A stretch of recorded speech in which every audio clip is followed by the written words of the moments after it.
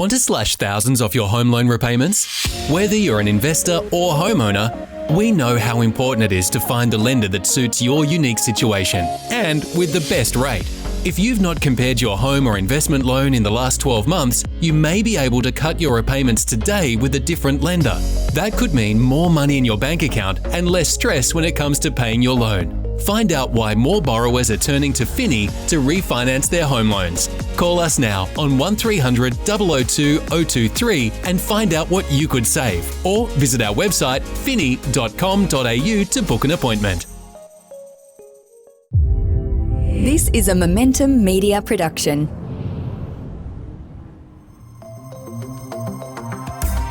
Welcome to the Smart Property Investment Show, the podcast by investors for investors.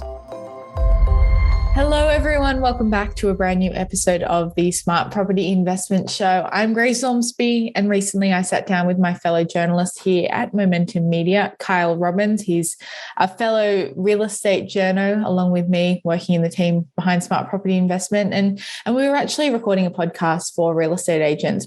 But I do think it is a really, really interesting listen for all the investors out there too. So I hope you enjoy it, and we'll see you for another episode very soon. Hello everyone, Grace Ormsby here. Welcome back to a brand new year of REB's Secrets of the Top 100 Agents. Happy New Year. I hope you're having a great return to work, or if you're still on holidays, I hope you're enjoying that as well. It's going to be an absolutely massive year for real estate. And while a lot of you are still working out what's going on this year and, you know, the plans for the year ahead, or if you are still on a beach somewhere, I will say that I'm very jealous. We thought we'd just get together. I'm here with fellow journalist Kyle Robbins. Kyle, thanks for joining me on today's episode. Morning, Grace. Thanks for having me. Happy New Year to all the listeners. It just felt like a really good time for us to sit back and sort of give our thoughts on what might happen in the year ahead, especially Kyle has been working away pretty much since the start of the year. No rest for the wicked, hey? Never. And so there's already been a few pretty big news stories to hit the headlines. So Kyle, for you, what has been one of the biggest stories for this year already? It would be in the lead up to the New South Wales state election. It would be the promises that the opposition leader, Chris Minns, and his treasurer, Daniel Mookie, made last week for their plans for housing if they were to win the election on, I think it's the 25th of March. I think that's probably been the biggest one so far. Only a couple of months away, really. I mean, for everyone, really, it feels like the December-January period's been quite compressed. I don't know where it's went already, but yeah, with that election, it is looking to be a pretty hotly contested one, isn't it? Yeah, that's what they reckon. I mean, we've seen Dominic Perrottet come out last year with his own plans for stamp duty. You know, there's been a lot of talk about housing affordability across the nation, not just in New South Wales, but I guess when you're looking at the most populous state, that's when the state election does really come into its own, doesn't it? 100%. And so I think it's especially because there's no housing market more expensive to buy in than Sydney. So I think entry into the market is probably its most difficult, you know, here. And so if you want to encourage home ownership and all the benefits that come with that, you'd want to remove probably the biggest barrier to it, which is stamp duty. So I think it's good to see that both parties are at least trying to axe the tax in their own special way, in their own unique way. Because, yeah, I think for a lot of young people or a lot of people trying to enter the housing market, stamp duty is the greatest barrier. It's, you know, it's a $40,000 fee or whatever, depending on how much the property is that, you know, you can go away with and just span it out over the lifetime of the property ownership. So it'll be interesting to see what happens come the 26th of March and the results roll in. So talk us through very quickly, because you've done a little bit of work on this story, and it is a story that's still developing. You've already sent some questions to both political parties actually to explore it further. But what are some of the headline figures from what the opposition leader is promising? So Chris Minns wants to raise the stamp duty exemption for properties purchased from $800,000 or below, which is $150,000 more than what the current stamp duty free zone is under the Liberal scheme. And then for properties between $800,000 and $1 million, he wants to offer a concession rate. So it differs there because I think the Liberal one goes up to, the concession is between $650,000 and $800,000. So under the Liberal scheme, the concession rate, you still pay concession rate below what Labor would want you to not pay stamp duty at all. And they reckon that, the Labor Party, I should say, reckon that their scheme would help or would cover about 54% of the housing stock in the state. So quite a large amount. Again, both of these schemes are only offered to first home buyers. In addition to the stamp duty stuff, Labor want to have a look at pets in rentals. So they want to put some provisions in place that make sure that if you are requesting to have a pet in your rental property, your landlord needs to give you a response within 21 days, or else you can just go ahead and bring the pet in. And they've also got some build-to-rent projects in the pipeline down in the South Coast that they will look at undertaking if they win the election. It is interesting because a lot of this has been sort of an ongoing conversation anyway, hasn't it? We've just seen New South Wales last year bring in that chance to phase out stamp duty, which also is only for first home buyers at this stage. So it's something that we're going to see more of. We haven't really heard from the opposition party as to what their thoughts are on phasing out stamp duty as, beyond just providing those concessions at this point. But you've sent some really cool questions across. We're going to take a break first, actually. After the break, we'll get you to unpack some of the questions that you're going to be putting towards the New South Wales government to keep them accountable. See you on the other side. Hello, everyone. Welcome back to this episode of Secrets of the Top 100 Agents, coming to you from January 2023. I can't believe that we're almost at the end of January. We're already a month in. It's crazy how quickly these things go, but that's why we're doing a little bit of a rundown on what's already happened through the year so far, because I'm sure a lot of you have come back from holidays trying to work out what's going on. And before the break, we were just talking about some of those election promises coming out of the New South Wales election. And that will be, there's a lot of policy platforms being argued, and housing is one of them.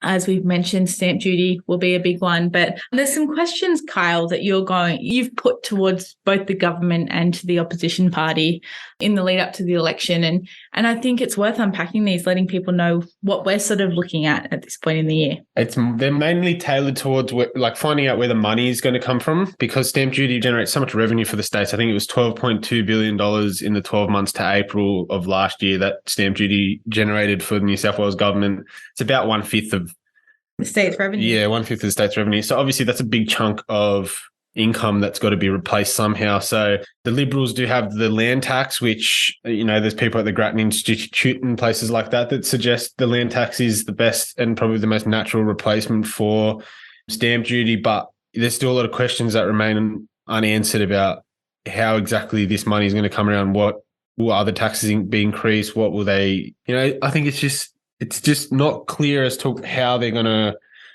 make up for the lost income. So I've sent questions to Matt Keane, who's the current New South Wales Treasurer, and Daniel Murphy, who's the Treasurer for the Labor Party. And I'm hoping to get a response back from both of them just to, I guess, illuminate to our readers and our audience what their plans are for recovering the money lost. And I think as well where they see the future of stamp duty going, because we've obviously seen Dominic Perrottet and his housing minister come out with, a plan to start doing something about stamp duty, recognising that it is an ancient tax. It's been something we've been talking about for years, but it's still taking its first steps. It's a long way to go before that transition could ever take place. So, yeah, it will be interesting to see what does come out in the coming months about that. 100%. So what else, Kyle? Oh, I've got you here, I guess, for everyone who is listening. What have been some of the other stories that we've seen so far this year? We've seen the ABS release their consumer price index for November of last year. So that sort of tracks inflation. So I think that'll be an ongoing thing. Obviously, inflation is not just a real estate problem, it's a societal problem. So tracking that the whole way through. And I mean, it does have knock-on effects in real estate, like building lending and all these other lending figures that suggest that builders are sort of running out of work to do. So I think that's one to watch.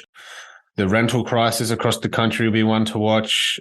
At the end of last year, there was a slight uptick in national vacancy rates, but all the relevant bodies are just saying that it's a seasonal thing as university students and the like, and their tenancies after their semesters had finished. And obviously interest rates will be a big one. RBA didn't meet. They always take January off. Yeah, they didn't meet in January, extended break. So it'll be interesting to see what they do, come February and then from then on. What are you expecting from rates this year? I think maybe we'll get a bit of a 0.25 next month. And then I guess they've got the current CPI information, which shows inflation is slowing a little bit. So it's above my pay grade. It is very much. We'd only be crystal ball gazing. I've got no idea. I wouldn't hold you to any of those predictions, but it is something that we'll obviously be watching very closely again this year.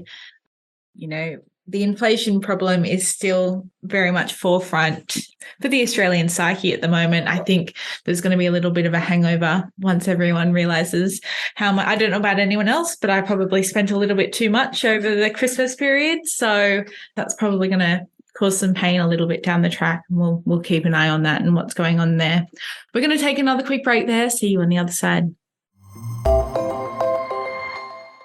Hello, everyone. Welcome back to this episode of Secrets of the Top 100 Agents. We're kind of recapping January here, aren't we, Kyle? I think so. So much to talk about, even though we've only been back for a little while yet. But so much news too. We've still seen the industry working pretty hard. Some of them probably didn't take a break. We've seen growth. We've seen mergers. We've seen, acquisitions of new offices. We've seen a few people switching brands. Obviously, just new year, new me. Yep. Probably kind of attitude going on there. Yep. But it's so exciting. There's so much going on. Let us know if you do have any news or you know anyone that's doing any great stuff. Kyle and I always have our email inboxes open and we want to be hearing from you. So even if you're not sure if something is newsworthy, don't hesitate to reach out. Your email is just kyle.robbins at momentummedia.com.au. And mine is grace.ormsby@momentummedia.com.au. Just chuck us a one-liner. Yeah. See what's going on. We're more than happy to be chatting. And everyone does have a story. There's always something interesting going on. That's real estate for you. Real estate and property. I mean, especially going to 2023, we're obviously going into a very different market. So to see all these things still going on is super exciting. A lot of people are really engaged, really ready for the year ahead. And that's so great to see, because this is when you see people, they do really thrive. It's obviously been quite a cruisy market for the last couple of years. There's been plenty of stock available, lots of record sales. But this is where you see, that real business acumen come out. Pressure makes diamonds. It does. So just one last thing, though, before we will sign off. One thing that we've obviously seen again, and I think it's unfortunately worth raising, is we're still seeing issues with trust accounts and what's going on there. It is something that we always want to be reminding people of, the dangers of not having trust accounts in orders. So anyone running a business needs to be keeping an eye on that. It's pretty heartbreaking to be running those kind of stories time and time again, but it is important that we talk about what's going on, and these are the people that probably are doing the industry a disservice and definitely don't help with consumer sentiment around the industry. For sure. It's a bad name. But yeah, we've already had one of those this year. Hopefully it's the last one. Far between, yeah. But we'll obviously have to keep an eye on that. But yeah, more positively, there's so many people doing amazing things. Even, looking on the, and with how the property market's going as well, even though we've seen some downturns, it's all just normalizing, really. There's nothing to be worried about or pessimistic about for the year ahead. No, it's not. Everything's an opportunity if you look at it that way. So I think maybe once inflation sort of levels out and interest rates normalise, we might see a little bit of growth. Obviously, it'd be hard to replicate what's happened since. I don't think you'd want to either, would you? No. It was such a chaotic period.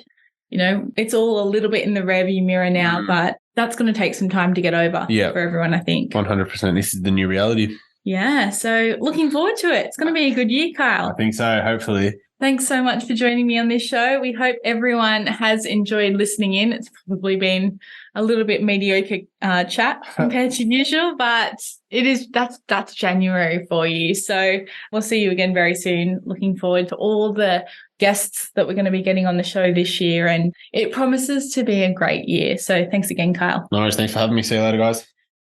To everyone who has listened, we hope you enjoyed this episode. Like or review us on whatever platform that you do listen to your podcast on. If you have any questions, don't hesitate to reach out, editor@smartpropertyinvestment.com.au. As always, subscribe to our website if you haven't already for all the latest news.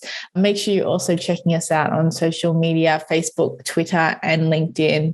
Until next episode, stay safe and well wherever you're listening from. Bye-bye. The information featured in this podcast is general in nature and does not take into consideration your financial situation or individual needs and should not be relied upon. Before making any investment, insurance, tax, property or financial planning decision, you should consult a licensed professional who can advise whether your decision is appropriate for you. Guests appearing on this podcast may have a commercial relationship with the companies mentioned. Have you signed up to HR Leader? Go to hrleader.com.au to subscribe. Receive the latest HR and people leadership insights and news.